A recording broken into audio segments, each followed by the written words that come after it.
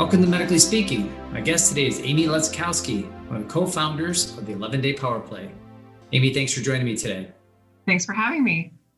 So obviously the 11-Day Powerplay is big in the hockey world and hockey circles, but for our viewers who may not be familiar with it, if you can, let's start and explain what is the 11-Day Powerplay and how did it come about?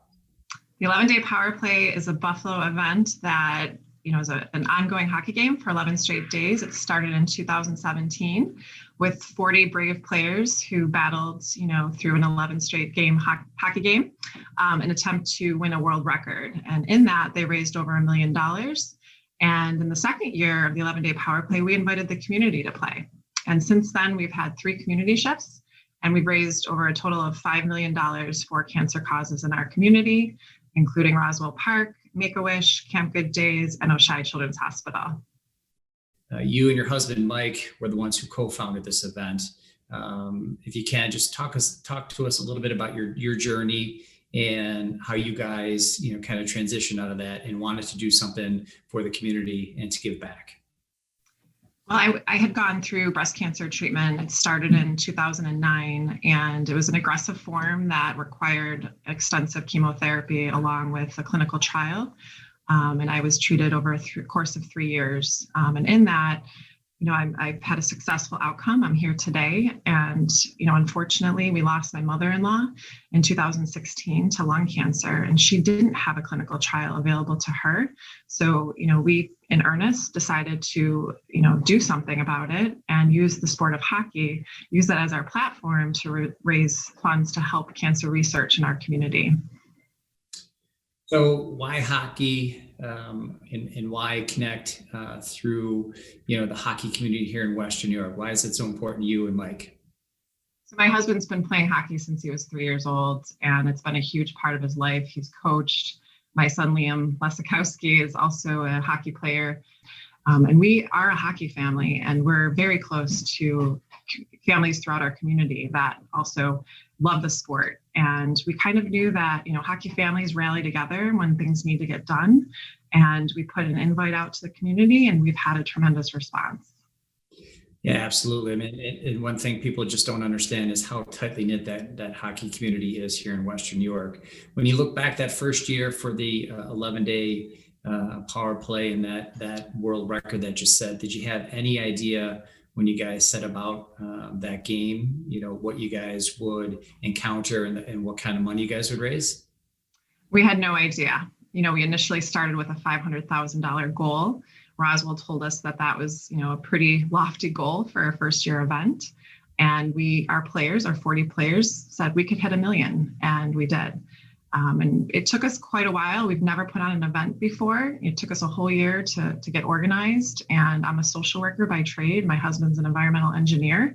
We've never done this before. And we thought, wow, that was so successful. The community rallied around these 40 players. Let's invite the community to play in the community shift in 2018. And as you know, we raised over $1 million that year, and it's become a tradition in Buffalo, and we look forward to throwing the event on every single year. So if you can, for our viewers, explain the difference between, the original 11-Day Powerplay and then a community shift, and how many different people are involved. So, the original 11-Day or the 11-Day this year, about 40 or so, and then how many people are involved in the community shift and what that difference is. So the original event was 40 players. It's a Guinness World Record, and we're only allowed to have 40 players play in a continuous 11-day hockey game. And when we decided to do the community shift, we invited 2 new teams every 4 hours to complete that 11-day marathon hockey game. So the first year we had 1,500 participants. The second year we had 2,300. And the third year we were supposed to have 2,600, but unfortunately COVID, came and we did the best we could, and we turned it into a street hockey event, and we had about 1,400 participants this past summer. Yeah, so you mentioned COVID. We're into 2021 right now, and hopefully on the other side of it with the vaccine here and, kind of that second wave dying down. The 11-Day Powerplay has not stopped despite that in terms of your planning and organizing. Even though it's early spring, you guys are looking at November and planning already. Talk to us a little bit about what some of those logistics look like, and what do you guys have planned for this year? When we recruited our 40 players for this world record event in November, we had asked if they were willing and able to take the vaccine. It was important for us to make sure that our players stay healthy and safe throughout those 11 days coming in November. And they were all in agreement, so they will be vaccinated prior to that.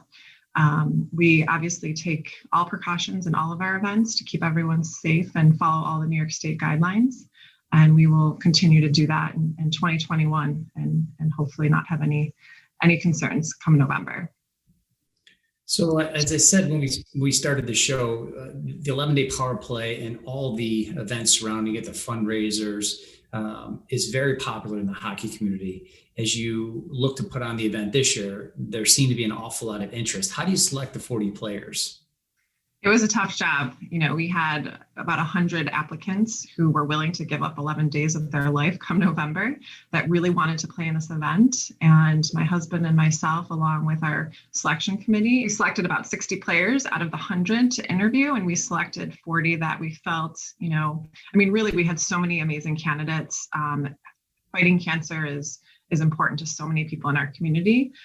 But through the interview process and getting to know these applicants, we feel that we've picked the absolute best out of the 40 that we could. Well, I know that I'm honored to have been chosen.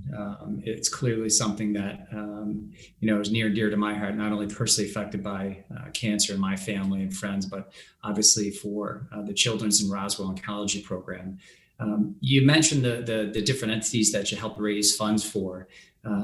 A lot of it is oncology focused. A lot of it is kids focused. Is that the passion for you and Mike? Is that the passion for your board to focus in on those two key areas? Yes. Our mission, the 11-day Powerplay mission, is to find a cure for cancer. But along that, we want to support families in our community that are battling and going through this dreadful disease. And, through Camp Good Days and the services, through Make-A-Wish and the wishes that they give, and through Children's Hospital, supporting families going through it is just so important. We didn't have a lot of support in 2009 when we went initially through our journey with cancer. And my kids didn't know about those services. So it's really something that we want to help raise awareness to. The funds are tremendous and they help these 4 organizations, but raising awareness to what they do in our community is really important to us. And you mentioned Children's Hospital. That's obviously one of our entities. And that was the organization you guys added most recently in terms of those you're raising funds for. When we talk about raising awareness, I think that's probably an important point to make because people see Roswell as obviously the nationally recognized cancer institute, but Children's in Roswell have a partnership in their oncology program. And we talk about inpatient at Children's, outpatient at Roswell, what have you. Why Children's, and what was your impression when you and Mike got a tour of the new hospital?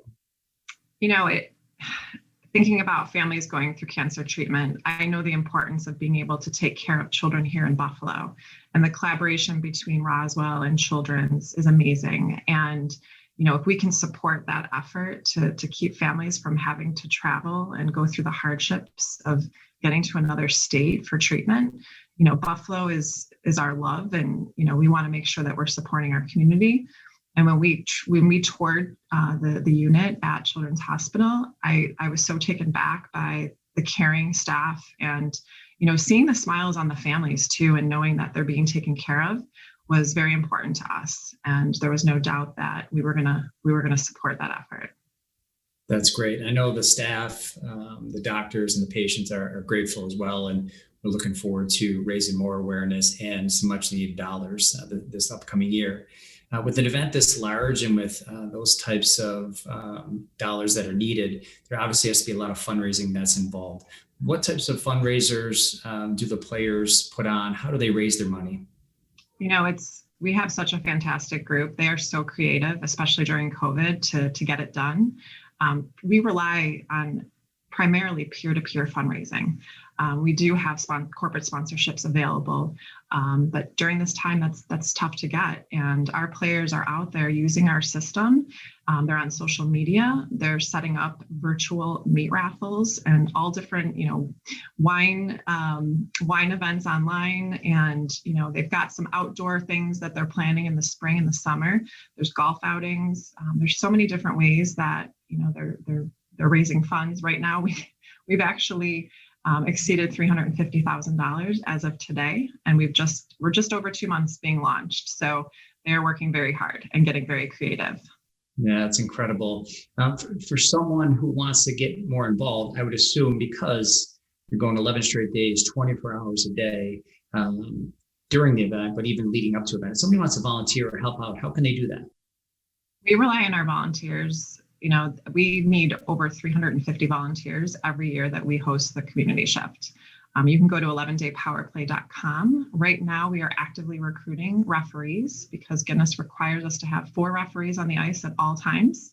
And in June, we will open up our other volunteer positions. We are pretty far away from the event being in November, but you can look for a volunteer link at 11daypowerplay.com starting June 1st.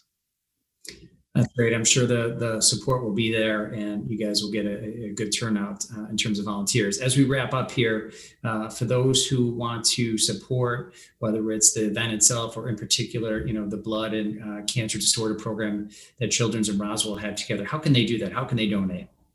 So going to 11daypowerplay.com, we have a donate button right on the website. And we also list our roster. So you can read about each player and why it's important for them to support the cancer cause. And there's also videos of each of their stories on our website. So please do that and follow us on social media. We're on Facebook, Twitter, Instagram.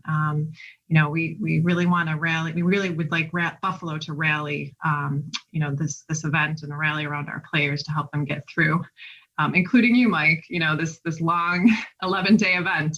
It's not going to be easy, but we've got 40 plus brave players that are training currently and fundraising to fight this disease.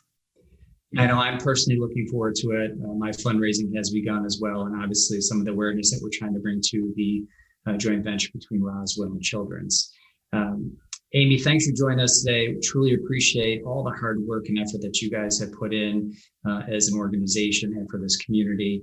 We're looking forward to talking to you and others from 11 Day Power Play. Although spring has finally sprung, or we're seemingly out of the winter season, over the next 6 to 8 months, we'll make sure that we'll come back and talk about the 11-day Power Play all the way up until the event in November. Great. Thank you so much for taking the time today.